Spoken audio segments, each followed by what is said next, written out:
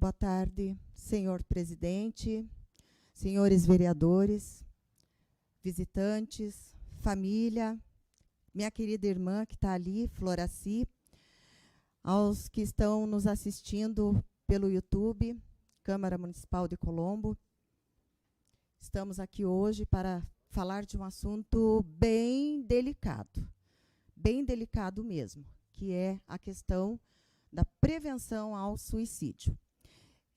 Não sei se a minha fala vai auxiliar como prevenção ou se vai ser como um alerta às pessoas que têm a depressão e transtornos, ou se vai auxiliar também como um alerta para os familiares que têm uma pessoa portadora da doença. Porque a depressão é uma doença, transtornos é doença, né? Então, eu aqui, trabalhando nesta casa, sendo assessora do vereador Osmair, no início do mês de setembro, foi colocado a questão do Setembro Amarelo, e eu fiquei pensando, me neguei por alguns anos, digamos assim, já vai fazer 7 anos, né? Então, durante todo esse período, eu me neguei a falar sobre o assunto por conta da vivência mesmo, né? Do sentir na pele, do sentir na alma, no sangue. Então, eu me neguei a falar sobre o assunto. Só que vendo aqui a conversa, a discussão, a colocação, talvez de cada um de vocês, e talvez alguém que teve alguma colocação também não esteja aqui hoje, porém, eu me senti assim, eu falei, é o momento. O Osmair falou para mim, mas você está preparada? Eu falei, não sei, só vou saber a hora que eu chegar lá, né? Porque é uma missão difícil eu falar da minha vida, da minha convivência, daquilo que eu tive, né? Que eu passei. Foram 10 anos. 10 anos de muita luta, que não foi fácil. Quando acontece com você, é do seu portão para dentro. É entre 4 paredes. É você, é o seu familiar, é seu filho, é seu esposo, é sua esposa, né? Seus pais. Então, fica difícil a pessoa que carrega o transtorno, que carrega a depressão grave, falar sobre isso. Por quê? Porque fica ali no núcleo, fica ali dentro. E ninguém que vive isso quer falar. Quem sente, quem vive isso, não quer se expor. Não quer. Porque é doloroso. Como que a pessoa vai expor a própria intimidade, o próprio sentimento dela? É complicado, né? Aí eu falei para o Osmair, vamos ver. Eu vou tentar. Durante esses anos todos, eu fui convidada para retiros, para a igreja. Várias pessoas falaram para mim, Juceni, por que você não dá o teu testemunho? Eu falei, não quero. Mas chegando aqui, quando eu vi vocês, os senhores, falando sobre o assunto, algo me tocou. Falei, não sei se é o momento, mas eu vou. Então, vamos lá. Como conviver com transtornos e depressão? Depressão é doença grave. Depressão não é uma coisa qualquer, frescura, porque as pessoas, em geral, acham que depressão é falta de você ir trabalhar, é falta de você procurar o que fazer, né? Mas não é. Depressão é doença, e doença grave. No meu caso, com meu filho, os primeiros sinais se deu na escola. E eu fui chamada pela professora, ou melhor, eu fui buscar meu filho na escola e a professora conversou comigo. Aos 12 anos, os primeiros sinais dele, o que foi? Ausência. Estava em sala de aula, não conseguia ter a concentração, ele estava ausente daquele local, daquele lugar e do que estava acontecendo naquele momento. Então, primeiro sinal dele com 12 anos, e eu falei, não, isso é frescura, né? Aí veio a questão da negação. Então, os primeiros sinais foi isso. Ele estava muito desligadinho, alheio de tudo e de todos, com essa idade. 12 aninhos, uma criança. uma criança. E aí, eu não aceitei. Aí veio a negação. Não aceitei, meu esposo não aceitou. Falei, não, onde já se viu? Você vai para a escola, você vai se concentrar, você vai fazer as atividades e você vai ser o melhor. A cobrança, né? A cobrança. Por quê? Porque a gente não entende. Então, a primeira coisa foi negar. E ele sempre foi muito bonzinho, uma criança muito tranquilo, uma criança, como é que eu digo, saudável e boazinha. Aí, lá pelas tantas, com 15 anos, veio o diagnóstico.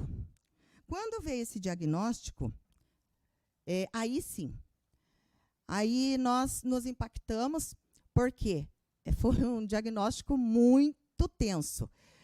Ele era diferente, aí ele já estava com 15 anos. O comportamento dele, totalmente diferente. Ele não queria tomar banho, ele não queria cortar as unhas, o que mais? Ele ficava longe. Iniciou o uso de drogas, né? É pesado. O que eu estou falando aqui hoje é para os fortes. Não é fácil. Iniciou o uso de drogas. E aí veio o diagnóstico, lembro até hoje, doutora Andréia, do CAPS. O CAPS era ali do lado do shopping, CAPS AD. Foi a doutora Andréia que fez o diagnóstico dele. Ele tinha triplo diagnóstico, infelizmente. Foi diagnosticado esquizofrenia, depressão e transtorno de bipolaridade. Aí, claro, vamos iniciar o tratamento, que não é fácil. Diante do diagnóstico, o tratamento é para sempre. Um jovem, um adolescente de 15 anos. Aí, também vem a questão do gatilho, que às vezes, junto com o diagnóstico, junto com o desenvolvimento da doença, houve um gatilho. E aí eu não sabia qual era o gatilho. Qual era o gatilho? Com 15 anos, ele piorou muito, e a gente achava que ele estava nos afrontando por conta do comportamento dele. Mas não era. Era a doença. Aí a gente percebeu que havia algo que ele não havia nos contado, que foi um relacionamento que ele teve, no qual ele foi traído. Aí, pode passar. O impacto dessa realidade do diagnóstico foi muito forte, muito forte. Abalou, assim, toda a família. Tanto a minha família, Santos, quanto a família do meu esposo, Vidolim. Só que, como eu disse no início, nem tudo a gente contou para todos. Porque a gente não tinha coragem. Ele não queria que falasse. Eu não tinha como falar. Meu esposo também não. Esse impacto desse diagnóstico, esse sofrimento que a gente teve diante dessa realidade, é difícil, não é fácil, né? E o comportamento dele, ali no número 5, comportamento da pessoa portadora da doença. Ele não entendia o que estava acontecendo com ele. Mudança de humor. Ele via coisas que a gente não via.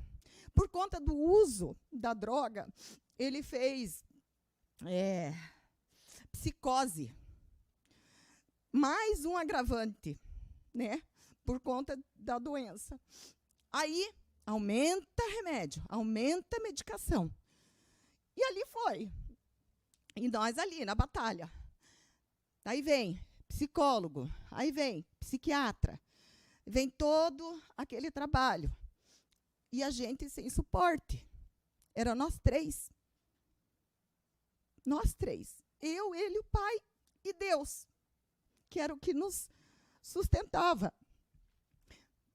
E aí, aquele comportamento dele, ele ser o diferente, chamava a atenção das pessoas. E ele, desesperado, as pessoas julgavam, as pessoas apontavam o dedo, as pessoas não entendiam. Claro que as pessoas não iam entender, nem ele mesmo estava se entendendo, nem ele mesmo sabia o que estava acontecendo dentro dele. Porque a pessoa que tem um transtorno, que tem uma depressão, ela não consegue entender o que acontece com ela. Lá dentro da cabeça, lá dentro do coração, da alma, ela também não consegue entender. Então, como que os outros vão entender? Por isso o julgamento, por isso o apontamento do dedo. Pode passar.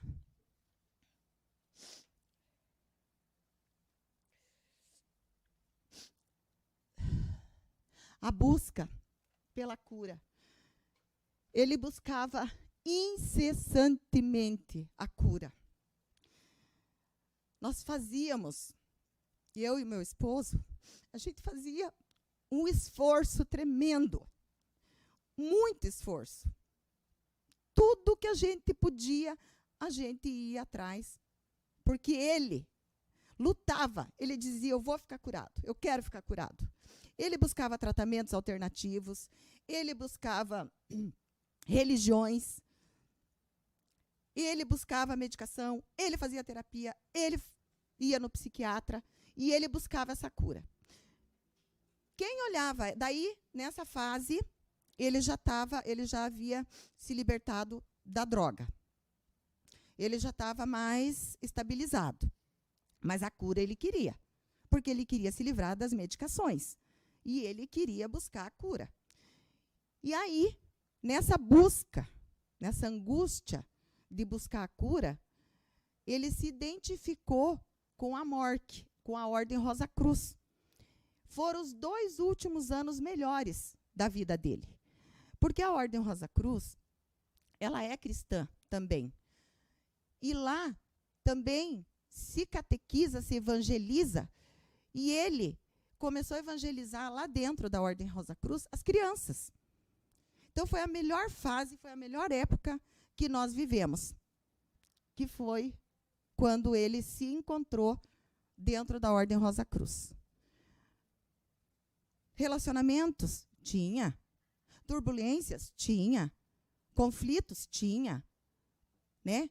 Às vezes, ele se comportava de uma forma agressiva. Outras vezes, a maioria das vezes, ele era extremamente carinhoso. Extremamente carinhoso.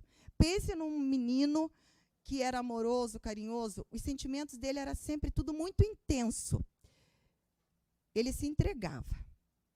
Se entregava. Não é porque é meu filho que eu estou falando, elogiando dessa forma, mas realmente ele era muito intenso, muito carinhoso, na maioria das vezes. Aí, o que aconteceu? Ele achou que estava bom, achou que estava bem. Parou de tomar medicação. Ficou mais de 1 mês sem tomar medicação. E aí, infelizmente, aconteceu. Né? Infelizmente, aconteceu. Quando aconteceu? E agora? E agora, o que é que nós vamos fazer? Buscar forças, buscar apoio, buscar suporte. Quem é que vai nos cuidar? Quem é que vai nos auxiliar? Nesse momento. Né? Um momento que as pessoas se chocam. As pessoas não aceitam. Vamos combinar. Quem é que aceita um suicídio dentro da sua família? Vamos combinar. Eu, por incrível que pareça, eu me despedi do meu filho no momento do suicídio dele. Eu olhei para ele e eu, dentro do meu coração, eu falei, acabou teu sofrimento. Porque só eu e o pai dele, só nós sabíamos o calvário que nós trilhamos. Eu não queria que tivesse acontecido isso. Ele não quis. Ele não queria fazer isso. Mas ele estava 1 mês sem medicação. Quem é que me garante que ele estava conseguindo controlar os pensamentos dele sem medicação? Para que é a medicação? Suprir uma substância no cérebro, para que possa estar controlando seus pensamentos. E como alguém vai dizer que ele quis? No bolso dele, ali, nós encontramos um bilhetinho que estava escrito: meus objetivos para 2017. Então, isso aconteceu em novembro de 2016. Ele já tinha se planejado, se organizado para 2017. Ele tinha planos para 2017. Inclusive de constituir família, de ter filhos. Que a namorada dele, quando ele partiu, estava grávida. Então, ele tinha sonhos. Ele tinha projetos de vida. E ele trabalhava numa empresa multinacional. Nunca ninguém ficou sabendo. Por quê? Porque a pessoa que tem isso, ela faz um esforço tremendo para que ninguém perceba. A maioria das pessoas que têm a doença, eles fazem um esforço para que ninguém perceba. Então, eles vivem e convivem aparentemente naturalmente. Por causa do preconceito. Por causa da discriminação. Né? Aí tá. Aí aconteceu, infelizmente, né? Que é dureza. Aí vem as pessoas. Os comentários infelizes, né? Aqueles comentários. As curiosidades. Gente, que coisa mais triste é as pessoas não terem empatia pelo familiar enlutado. Não se colocar no lugar. Fazerem comentários desagradáveis. Fazerem perguntas desagradáveis. Por que ele fez isso? Pô, mas ele não acreditava em Deus. Coisas desse tipo, nesse nível. Então, as pessoas me procuravam por curiosidade, simplesmente, para saber detalhes. Para saber detalhes. Isso é triste, gente. E o que acontece? Infelizmente, hoje eu vejo algumas pessoas expondo a pessoa doente que já partiu e expondo o familiar. Isso é cruel. Quando acontece um caso assim, a gente nunca pode expor a família enlutada, muito menos o que partiu. Por quê? Porque isso se chama respeito à memória de quem partiu e respeito à família que ficou. Então, a gente tem que ter consciência disso. Quando a gente fala de suicídio, nós temos que tomar todo cuidado. Todo cuidado, toda empatia. Eu não sou especialista, eu não tenho doutorado, não tenho graduação nenhuma para falar de suicídio. Mas eu vivi. Vivi por 10 anos e passei por isso. Aí veio o óbito, né? O pós-óbito, depois que ele partiu, o luto, como que eu, como mãe, e o meu esposo, como é que a gente ia sobreviver? Como que a gente ia, dali para frente, como que ia ficar? As pessoas diziam assim para mim: Juceni, você é uma rocha. Juceni, você é uma pedra. Juceni, se eu estivesse no teu lugar? Gente, eu não sei. Eu acredito que todos aqui sejam cristãos. O que me sustenta e o que me sustentou, o que me carregou, o que me fortaleceu foi a oração. O corpo não obedecia os meus pensamentos, porque eu pensava e eu queria, e eu me conectava com ele aonde quer que ele estivesse, e eu dizia para ele: fique bem, siga a luz. É a vida eterna. Porque Jesus Deus é misericordioso. E Ele está te aceitando. Então, você tem toda a misericórdia de Deus. Eu não sei como que é depois que morre. Mas eu sentia no meu coração que eu precisava falar isso. E eu acredito que o amor e o laço entre mãe e filho não acaba. Ele transcende para o outro lado. Da mesma forma que eu o amava, ele também me amava. Porque a gente tinha uma conexão muito forte. Então, a oração, muita oração para quem foi e para quem ficou. E aí, sobrevivemos. Ele vive lá, eu vivo aqui, as tias, né? As amigas, estamos sobrevivendo. E hoje, eu sei que não há sofrimento. Embora eu deixo um forte recado. Lutem, quem tem, para você que está assistindo aí no YouTube, lute muito se você tem essa doença. Faça seu tratamento, tome a sua medicação, procure manter, se conecte com Deus, porque Deus é a base de tudo. Nós não vivemos sem a espiritualidade, sem o Deus, sem aquele que cuida, ampara e protege. Então, é isso.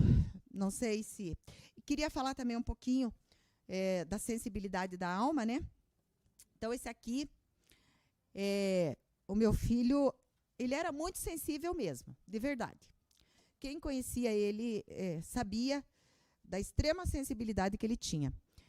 Ele olhava para você, Anderson Prego, e ele dizia assim, cara, você, escrevia uma dedicatória para você. Olhava para Osmair, nossa, Osmair, mas essa tua careca aí, escrevia algo para Osmair. E um dia, ele fez um caderninho ali, escrito à mãozinha mesmo, e falou assim, ali no caderno, pretendo escrever um livro. Se Deus quiser, vou escrever um livro. Gostaria que vocês me autorizassem a colocar o nome de vocês no meu livro. Aí, nossa, foi um monte de gente lá, escreveu, Wallace, pode pôr meu nome, eu autorizo. Escreveram coisas bonitas para ele no caderninho dele. E ele, passou o tempo, ele iniciou a digitalização, alguma coisa assim, do livro dele. Só que daí ele partiu. 5 anos depois, nós conseguimos editar o livro dele. E aí, não me veio outro nome que não fosse sensibilidade da alma, porque como ele não está aqui entre nós, a alma, o espírito dele está vivo em outro plano, e ele era muito sensível, me veio esse nome, sensibilidade da alma, e fizemos 200 exemplares. E como ele era muito caridoso também, ele doava a roupa do corpo. Ele era assim, ele dava o que ele tinha, nem pensava. Precisou, você quer? Vai. E ele dava.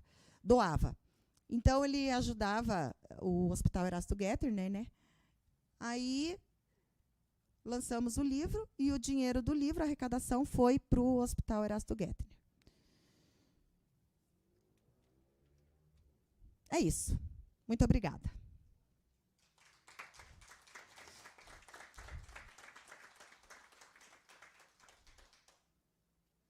Vereador André. Do marcador de páginas do livro. E daí eu faço as considerações. Palavrinhas do meu Wallace, do meu anjo. O paraíso é contigo, mesmo que ainda não o tenha percebido. Talvez nunca tenha aprendido. O grande segredo é amar e aceitar. Positivamente pensar, dançar, sorrir, brincar, uma vida saudável, ser capaz de levar. E aí continua a poesia, mas eu só tenho esse trechinho aqui. Wallace Felipe Vidolin. E aí as minhas considerações finais, eu vou ler as considerações finais do livro que eu escrevi. Não sei, faz 2 anos, né? Faz 2 anos que nós lançamos? Nós lançamos há 2 anos o livro. Infelizmente, o julgamento é triste, né? É doloroso. Uma psicóloga, dentro da minha casa, falou exatamente assim. Ele escolheu isso. Meu Deus. Eu falei, gente, ele não escolheu isso. Aí, claro, né? Imagine o que eu falei e respondi para ela. Obviamente, ninguém escolhe uma doença, seja ela qual for. Principalmente um transtorno, um câncer, uma depressão e outras doenças. Registro aqui um alerta às pessoas que não julguem, não menosprezem, nem desvalorizem quem possua um diagnóstico, em especial um diagnóstico de bipolaridade, esquizofrenia, depressão, enfim. Podemos a qualquer momento vivenciar situações neste parâmetro com nossos familiares, ou nós mesmos desenvolvermos tais transtornos, independente de raças, de cor, de sexo, idade, condição social, religião, ter fé ou não ter. Relato aqui eu ter ouvido, no meu luto, gente, eu ouvi isso. Relato aqui ter ouvido comentários infelizes, tais como falta de fé, que ele não tinha fé. Falta de Deus, que meu filho não tinha Deus. Foi uma escolha dele, que ele escolheu isso para ele. Cuidado, muito cuidado. Vamos nos informar mais sobre questões que não conhecemos, para depois expressarmos uma opinião, se nos for permitido. Pessoas com transtornos são pessoas especiais, sensíveis, necessitam de tratamento contínuo, com especialistas, psicólogos, psiquiatras e uso de medicação contínua. Em geral, não conseguem expressar o que sentem. Ninguém os compreende. Vivem um dia de cada vez com um esforço e em busca de dias melhores. Sentem-se, muitas vezes, deslocados e não pertencentes a este lugar, a este mundo. Têm dificuldades no controle dos pensamentos, às vezes também atitudes e palavras são incontroláveis. Necessitam de atenção, de serem ouvidos, ter paciência, necessitam de atenção, de serem ouvidas, ter paciência, dedicação e amor, e o não julgamentos e críticas. Há o tempo de nascer, há o tempo de viver e há o tempo de morrer para este mundo. Porém, há o tempo de ressurgir no celeste. O Wallace cumpriu com seu tempo terrestre. Como não cai uma folha de uma árvore sem ser no seu tempo e sem que Deus permita, não é que Deus quer, né? Deus não quer que o ser humano pratique, mas há a permissão de Deus. Mais vivo do que nunca, agora ele está. Brilha, meu filho, brilha no céu. Brilha entre nós, que a sua luz seja eterna e infinita.